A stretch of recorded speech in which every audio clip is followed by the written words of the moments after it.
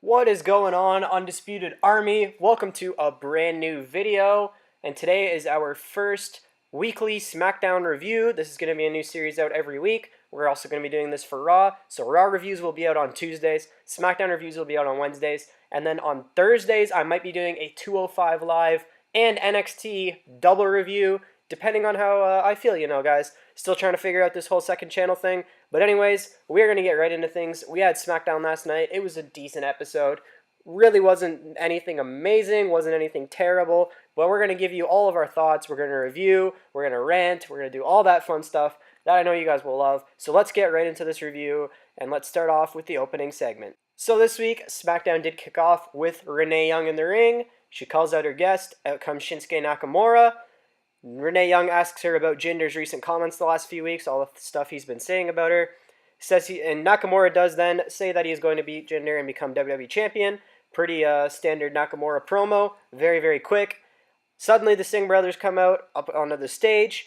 They introduce Jinder, point towards the stage like they normally would for his entrance, but Jinder comes in kind of from behind, attacks Nakamura from behind. They get into a brawl. Nakamura kind of takes advantage, kicks the Singh brothers out of the ring when they come down, gets Jinder in position, is in position for the Kinshasa, gets ready for it, but the Singh brothers run in, grab him by the legs, Jinder gets back on top, they hit the Colossus, and that is basically the segment. Jinder goes standing tall, going into the pay-per-view this weekend. Very, very interesting. He poses with the title, and that is pretty well our opening segment for SmackDown Live. This segment was kind of pointless in my opinion. It was a bit weird. We did get a lot of segments this week, a lot of shorter segments. I was really not a fan. This segment didn't do a whole lot for the feud. It's just, oh, Jinder looks good. Maybe Nakamura is underestimating him a bit. But I guess we're going to find out this Sunday at Hell in a Cell. Next up, we did have a backstage segment. Natalya came up to Carmella, and I guess the two of them will be teaming up in the next match after the commercial break or whatever. And Natalya warns Carmella not to attempt to cash in her Money in the Bank briefcase during their match tonight. Make sure that Carmella's focused on the match. The last few times they've teamed up, Carmella's kind of been a bit sneaky, trying to, maybe get Natalya a bit weakened a bit and cash in the Money in the Bank contract. And then she does call Ellsworth a dog and calls Carmella a female dog, of course, hinting towards Carmella being something else. We're not going to say that because we need YouTube to not demonetize us and take our video down, age restriction, all this crap that's going on right now. But anyways, up next we did have that match, and that match was very, very boring in my opinion. Probably the worst match of the night. It was very, very quick. Natalya wins clean, makes Charlotte tap out to the sharpshooter going into the pay-per-view. This makes Charlotte look pretty bad going into the show. Does that mean Charlotte's going to come out on top? I don't know. I'll definitely have a predictions video coming out later this week. But anyways, that was basically that match. I really did not see the point of this. Like I said, did not enjoy this match whatsoever. I don't think it did anything for the feud. But what are we going to do? So pretty much after that, we did have a Shane and Owens promo highlighting their feud. It's been a very well built up feud in my opinion. I'm very much looking forward to that match this Sunday. And then it did say that the two of them will go face to face later on in the night, presumably the ending segment for the show, which it is. Spoiler alerts. Anyways, let's get on to our next match. In our next matchup, we did have Mike Canales taking on Bobby Roode. Mike Canales did not have Maria at ringside. Of course, she is pregnant now at home, as we found out on Instagram, I believe, early last week. But we did have Bobby Roode taking on Mike Canales, and this was a complete squash match. Really, really sad that they've just brought Mike Canales in and he's already been relegated to jobber status. But oh well, Bobby Roode wins. Pretty standard match. Spine buster, glorious DDT. That was basically the match. No real highlights here. Pretty much after that, though, Dolph Ziggler comes down and he says he's looking for some entrance at Hell in a Cell, and he comes out like banging some drums like he's in a marching band. He throws some confetti around. He blows a horn, shakes around some noisemakers. It was really, really stupid. And then he asks if everyone likes him now. He says that Roode is only in WWE because of his entrance, and Ziggler is going to expose Roode at Hell in a Cell. Pretty typical Ziggler. He says he's going to expose everyone every month. It's just not believable whatsoever at all anymore. He says he'll never be anything more than an entrance. Roode says that his entrance sucked. Well, Ziggler's not, of course, Bobby Roode. He's not making fun of his own entrance. That'd be stupid. And he's doing it all wrong. He then throws his arms up and cue theme song, glorious, all that stuff. Pretty pointless segment, I guess. Again, this show has been pretty bad so far. Very, very quick matches, and I don't know, I just haven't really enjoyed the episode up to this point. Hopefully the next segment can save us a bit though, because the next one, of course, involves the Usos and the New Day, which have been one of the highlights of SmackDown recently, which is great. It was the Usos, quote-unquote, laying out the law to the New Day. They pointed out, basically, it was a promo between the two teams. Both teams were in the ring. There was no physical contact at all. The Usos did point out that it's 2-on-2, and one of the New Day members will be locked outside of the cell. They say that they have elevated the division. They'll be 5-time champs. And it's not paranoia, it's and then that's where Big E's intro comes in. The New Day interrupt, of course. They plug new underwear, which I guess they're trying to sell now. It seems like the New Day's trying to sell something new every single month.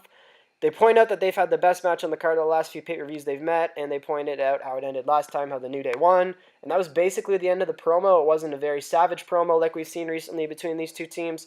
Wasn't anything amazing again, which is really sad. Seems to be very typical for this show. So far, a very bad episode of SmackDown, but let's get on to our next segment. Up next, we did have Jinder Mahal backstage, just sort of replaying what happened on earlier in the night when they laid out Nakamura. He pointed out that Nakamura was underestimating him, and he says he will be standing tall this Sunday. Very quick 30-second little promo. And then we do get announced the official kickoff match for Sunday at Hell in a Cell, and that is the Hype Bros versus Shelton Benjamin and Chad Gable, as well as the Fashion Files will be on Sunday, as opposed to what they were supposed to be on this episode of SmackDown, which is very disappointing. That could have really made this show a lot better. The Fashion Files have been quite entertaining, but hopefully this will finally come to an end at Hell in a Cell. Will it, though? Probably not. And up next, we do have another very, very quick match. Very disappointing. This episode of SmackDown, I don't think there was one match that lasted longer than 10 minutes.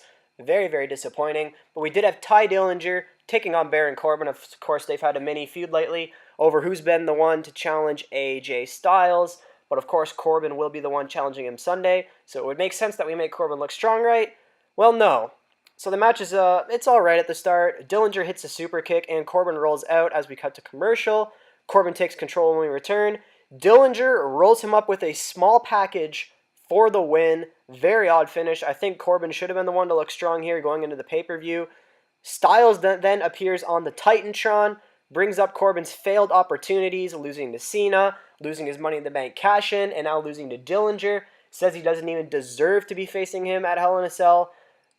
This absolutely did nothing for Baron Corbin. I really feel bad for anyone who's predicting Baron Corbin to walk out this Sunday. I very much doubt that I will. I cannot believe how Corbin has gone from Mr. Money in the Bank, people thinking he was going to become WWE Champion, to now he's jobbing out to Ty Dillinger in like a very, very quick match. It looks like he's going to drop the loss here to Styles at Sunday at the pay-per-view, of course, Hell in a Cell for the U.S. title. This really did nothing for Corbin. It made Ty Dillinger look really good, though, which is something they haven't been doing as much, really, since he's been called up to the main roster. So hopefully Ty Dillinger, they do have big plans for him coming up or something, because that would be amazing. Dillinger's great.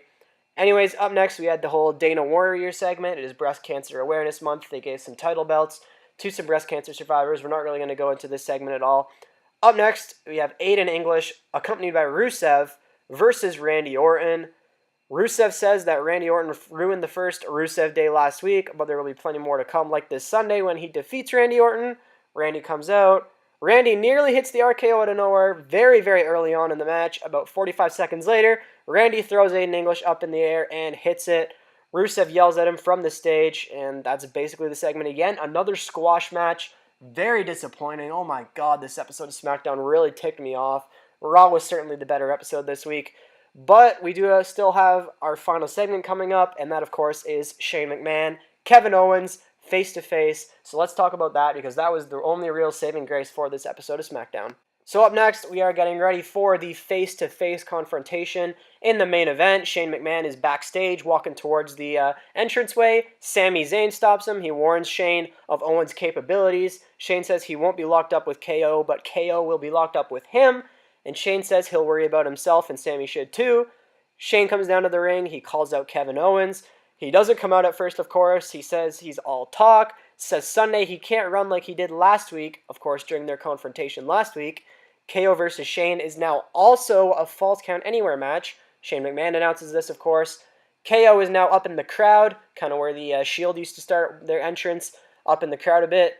Shane invites him into the ring. KO has already spent too much time in Denver, typical heel, so he starts leaving. Shane calls him a coward. Owens does not get fazed by this, does not start coming to the ring, so Shane decides to run up there after him. They brawl in the arena hallways in the merchandise and food concessions area. Shane gets powerbombed through a table, a WWE shop table, by Kevin Owens. Owens comes back down to the ring, says Shane has no idea what's coming Sunday, says he will powerbomb him until he forgets his kids' names, and then drag him to the top of the cell and throw him off once and for all. We then see Shane starting to come back down through the crowd. Shane starts coming back down, of course. They brawl again at ringside. Shane hits a flying clothesline from the barricade. KO then does throw him over the announce table. Shane fires back with punches, only to get met by his super kick, headbutt, and a pop-up powerbomb to close out the show. So overall, this episode of Smackdown, in my opinion, was a trash episode. You could have skipped over this easily and just went straight to the pay-per-view. I think the only real relative sort of segment was the final one between Shane and Owens. I just could not believe it. The crowd was even dead in the arena. I don't know why you would even want to attend this show. Honestly, it was one of the worst Smackdowns in a long time, in my opinion, which seems to be the norm nowadays. But anyways, that's basically going to do it for this review. Overall, my rating for this show is a very generous 2 out of 10 stars. There was just so many squash matches. It really wasn't much of a wrestling show, as much of a drama show, which is really, really sad in 2017 with the roster that they have. But I would really like to see some new change here on SmackDown Live, coming out of Hell in a Cell, start using some talents like Luke Harper and Eric Rowan, Ty Dillinger maybe even a bit better, maybe some new champions. Please take the title off of Jinder. That's all I can say, man. But anyways, that's going to do it for this review. If you guys did enjoy, hit that like button, subscribe to our figure channel in the description, check out all our social media and all that fun stuff, and I will see you guys in my next video.